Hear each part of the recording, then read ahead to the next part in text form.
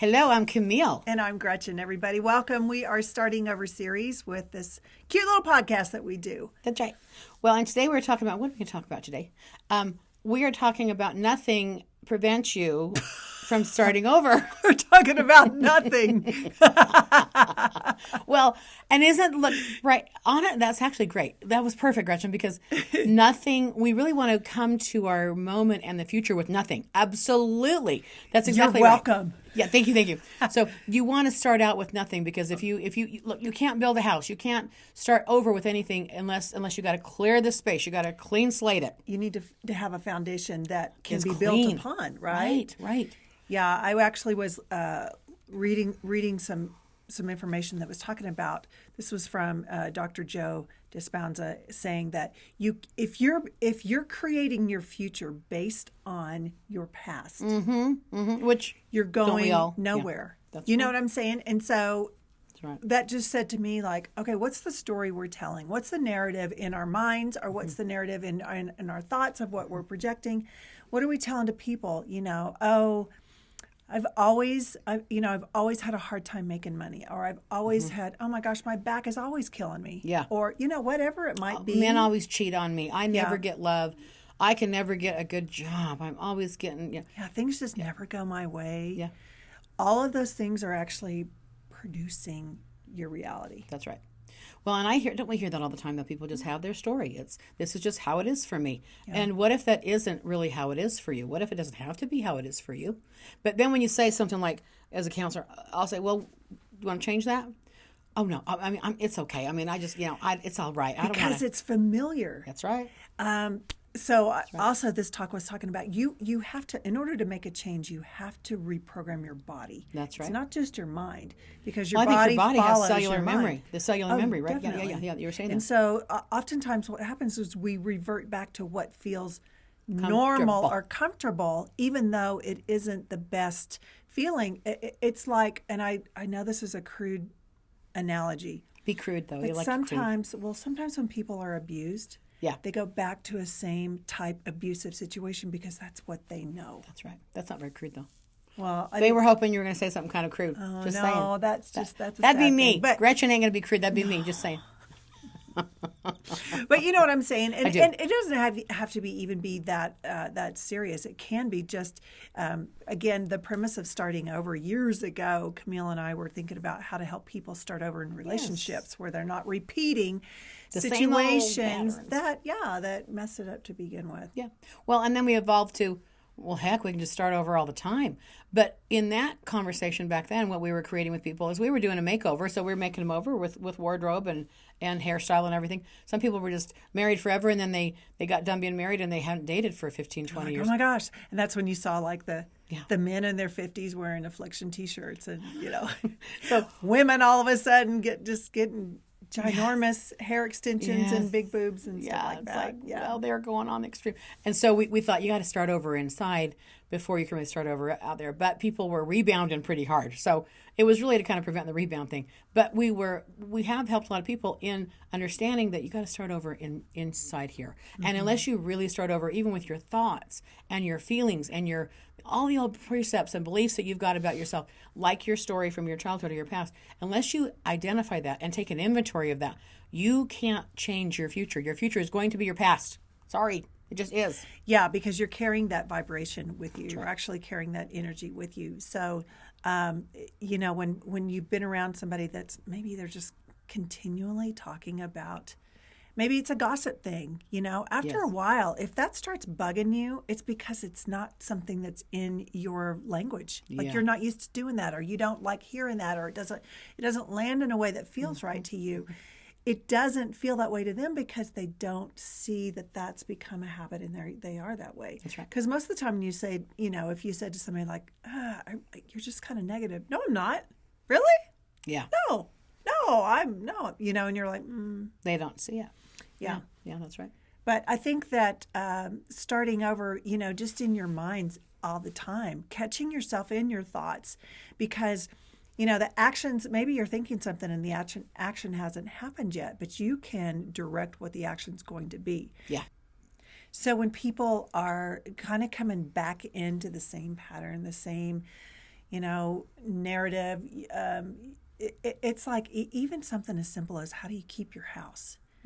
Well, I grew up this way, so that's just how it is. But we also know people that are like, maybe they grew up with filth and they're not that way. Yeah, that's right. Well, because they grew up with filth. They That's made right. that change because they're like, I don't want to be that way, right? And that's the same thing with our attitudes or with how we feel about things, including ourselves. Yeah. Even when people, I know you deal with this all the time, Camille, when people have very low self-esteem because that's what they've been told. Yes, that's what they're used to. Yeah, but you can change that. And that does, you've seen me kind of, jump on people, right? It's like when I'm with people and I hear just some negative process, like the partner saying something, well, yeah, but you know how you are, or just really suppressive. Man, I just can't stand that. It's like sometimes with kids or with spouses, I'm like, whoa. And they're going to stay that way as long as you make sure you remind them of their sins, right? Like I will make note of that with people. So yeah. We've all been around people that keep us in our smallness, remind us of our past for our own good. They like to go, yeah, but remember when you were 6? Yes. Right. And you're just like, what? Yeah. Or I know in situations, some people in my life, like I just avoid conversations with them, or I have in the past, because they just bring up everything. And you're not necessarily solving what the issue is at hand. You're kind of on the defense because you're like, what? Are we talking about that? That's right. But that's not communicating. No. That's war of words. Well, and that's somebody that really is keeping you in your smallness. And we all are human, so we've all done human things. But if that's the nature of that relationship, that's probably a suppressive relationship, which is one you want to reconsider having in your future. Yeah. So talk a little bit, Camille, about some characteristics of a suppressive relationship. So a suppressive relationship is when you're with someone who has the desire that you fail, or they want you to need them. And so you've got to be in a deficit somehow in your life, whether you don't have enough money, but you need them for money. And they remind you, if I give you this, you kind of owe me, or they maybe don't say it like that, but you kind of have this feeling of the lecture, or, this took me a long time to earn. And so there's almost a guilt trip attached to it. It isn't freedom. You don't feel free. You feel suppressed, and you kind of do need these people. But they make you feel doubtful about yourself. They doubt your decisions. They might embarrass you with their friends, or they say things in a maybe not so obvious negative way, but, well, you know how you are. And, are you going to be late again? Or you just feel like you're always seen by that person as you need them, or you can't make it without me. You're not going to be able to do this without me. So they really want you completely dependent upon them, not thinking for yourself, doubting yourself, so that you really don't ever leave them. That's the goal of it. They can't handle abandonment. And these kind of people don't generate their own energy. They have to borrow their energy, or their light, I call it, from creators. I'll tell you that the thing about creative people, whether they're pretty or they're talented or they're super successful, even have a lot of money, they attract these kind of people. They want them to need them. I'm not sure if you know who Brian Wilson is of the Beach Boys, but Dr. Landy, basically was a doctor that helped him kind of survive some addiction things. And then he moved on in, and he was going to do music with them. And he literally held him captive. He was isolated from all of his family and friends. It was incredible. They had to almost do an intervention to get this guy out of Brian Wilson's life. So that is a classic suppressive relationship. Yes, in the beginning it was valuable, and then it turned into a nightmare for Brian Wilson. So there's a Brian Wilson story on. It's a great show. I think it's on. Is it on Netflix? I think it is now. I think it is. But it's a good. That's a very true story about a suppressive relationship. So, and sometimes these people come in and they're saviors. They help you. They're healers, and then you can never leave. You feel like you're a hostage, or you owe them. You owe them, and they make you kind of feel bad about yourself. So your self-esteem suffers.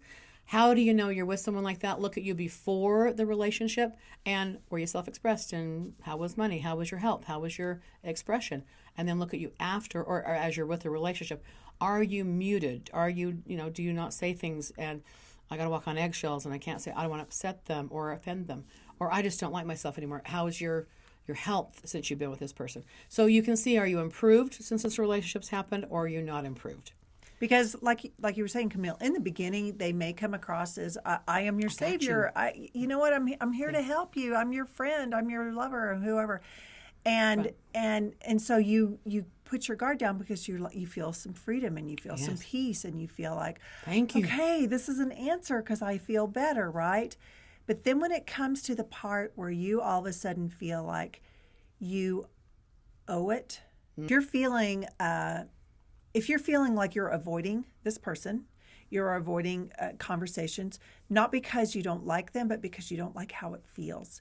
Pay attention to how you feel. Yeah. If you feel like at any moment things are going to be thrown back into your face, like, don't forget I bought this, or don't forget that time that I did this, or, I've done so much for you. You're going to owe me. Yeah. Yeah. Y'all, we don't owe anybody anything. No. We don't owe anybody our existence. We don't owe anybody anything, And so when I have those feelings that somebody says to you, you owe me. Yeah. Well, you need me. Yeah. Well, not just, as a mother-child or father-child, obviously that's a little bit different. But when it gets to the part where it's like the guilt attached to it. Yeah. Yeah, absolutely. And, I It's think like Stockholm Syndrome. You know what Stockholm Syndrome is? Stockholm Syndrome is when you fall in love with your captor. It's like, they're feeding me and they're giving me water and I need justify them. Yeah, so you do love them because you got to have them to survive. So you fall in love with your captor. It's Stockholm Syndrome. But you're almost a captive of this person. Wow. You become a captive. That's wicked. That's sick. A lot of financial abuse happens in this way. People have money. Even people that have money get these people around them that guilt trip them, or they make them feel bad for them. It's manipulation, 100% manipulation. Right. This, yeah. Right. And really the power of starting over is recognizing your own value, your own worth, where it isn't a matter of somebody else has to step in and make you feel like you have worth.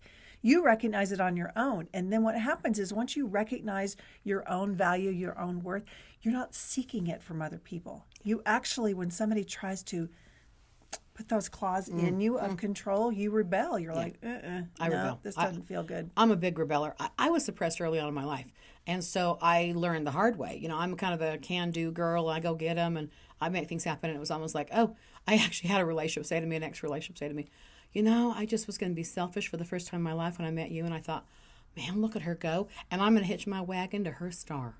Those were literally, that's a direct quote. Now, we have mended, we're friends, but it was literally like, I'm going to be a star. I'm going to freeload off of you. It was definitely like that. Oh, my goodness. And, and then you have children with these people. And it's like, you can't leave, right? Or you are on the hook. Yeah, because you always have that connection. Yeah.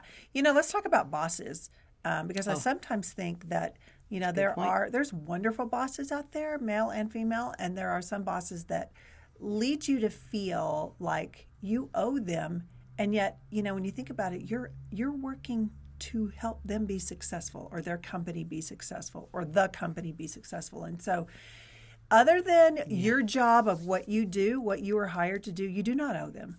No. You do not owe them. And if that includes somebody gives you a bonus or a present, you still don't owe them. That's not part of your job description. And you don't. Look, there's a lot of bosses that abuse their power. I'm in a power position. I have power over you. It's kind of like a big brother, big sister, And if you tend to find yourself in these kind of situations with bosses or lovers, relationships, usually you've got a suppressive situation as a child. It kind of isn't the first time you've had this, but that's something we'd have to process. We have to come in and talk about it. But you're right. Bosses tend to abuse their power, and they can, because I got something you need. Yeah. And let's not forget who's in charge. Let's not forget who writes your check. That's right. That is demeaning and belittling. Yeah. Especially, if you're an adult and you are working in an environment, you're contributing to the cause of something good, whatever that company is. Yeah. You don't need to be reminded who writes your checks. Right. Come on. And any job, by the way, is your efforts helping someone else's dream come true. I've been an entrepreneur so long, I can't even imagine. I'm probably not employable because I'm just, my whole background, you're not the boss of me. You're not the boss of me. It's like that little thing. It's like, I hear my little voice, you are not the boss of me. So it feels like you want me to do what? Yeah, you're not the boss of me. So, it's like that little kid voice in your head, but I've been a paralegal. I've had some pretty good jobs in the past, but I'm really not. I'm probably not employable now. Just probably not. I can't. Just can't do it. You've been doing your own thing for a long time. Yeah. So wrapping up, guys, you can go to our website at startingoverseries.com if you would like some help in this area, or if you would like some, corporate group training to help people, on your team at work. You definitely can do that, and we'd be happy to help you. That's right. Thank you. Bye, everybody. See you next time.